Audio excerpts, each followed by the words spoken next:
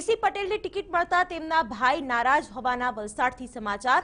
Doctor DC Patel નારાજ થયા છે। ડીસી પટેલે પણ દાવેદારી નોંધાવી હતી, ત્યારે કેસી પટેલ માટે પ્રચાર નહીં કરવાની જાહેરાત પણ કરી દીધી છે ડોક્ટર ડીસી પટેલે।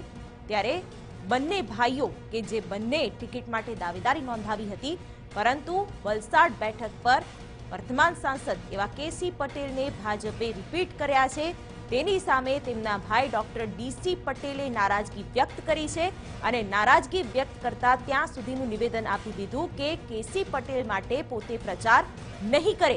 આ સાથે સમાજના જે લોકો છે, જે તેમના સમર્થકો છે, તેમની સાથે પણ આ અંગે તેમને વાત થઈ હતી અને જ્યારે સેન્સની પ્રક્રિયા હાથ ધરવામાં આવી હતી, ત્યારે કેસી પટેલને ટિકિટ નહીં આપવાની વાત પણ ચાલી રહી હતી, પરંતુ અંતિમ ઘડીએ કેસી પટેલને જ પક્ષે રિપીટ કર્યા છે। તેની સામે ડીસી પટેલની નારાજગી।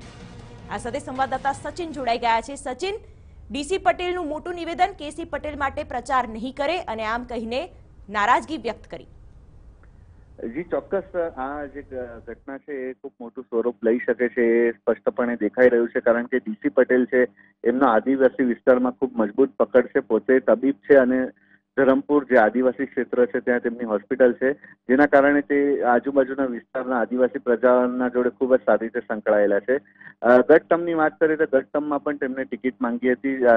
લાસ્ટ ચૂંટણીમાં પણ તે ટિકિટના પ્રબળ દાવેદાર હતા, પરંતુ તે સમયે તેમના ભાઈ મોટાભાઈ કેસી પટેલને ટિકિટ આપી દેતા તેમને નારાજગી ચોક્કસ હતી, પરંતુ મોવડી મંડળે તેમને ક્યાંક ને ક્યાંક મનાવી લીધા હતા અને તે પ્રચારમાં જોરશોરથી જોડાયા હતા, જેના કારણે ભાજપને એક મોટો ફાયદો આદિવાસી પટ્ટા ઉપર ચોક્કસ દેખાયો હતો। 2 લાખથી વધુ મતોથી કેસી પટેલ જીત્યા હતા। કહેવાય છે કે જે તે સમયે તેમને અમુક વચનો આપવામાં આવ્યા હતા મોવડી મંડળ તરફથી, અને જે વચનોનું પાલન નથી થયું, તેના કારણે તેઓ નારાજ થયા છે। આ વખતે જો ડીસી પટેલની વાત માનીએ તો તેમનું કહેવું એવું છે કે છેવટ સુધી તેમનું નામ ટોચ ઉપર હતું। અમુક નેતાઓના જોડે પણ તે સંપર્કમાં હતા, ત્યાંથી પણ તેમનું નામ આગળ હોવાનું જાણવા મળ્યું હતું, પરંતુ અચાનક જ્યારે ગતરોજ ડીસી પટેલને નામની જાહેરાત થઈ તો તેમના સમર્થકોમાં પણ આક્રોશ જોવા મળ્યો હતો અને તેમણે આવીને ડીસી પટેલ જોડે વાતચીત કરી હતી।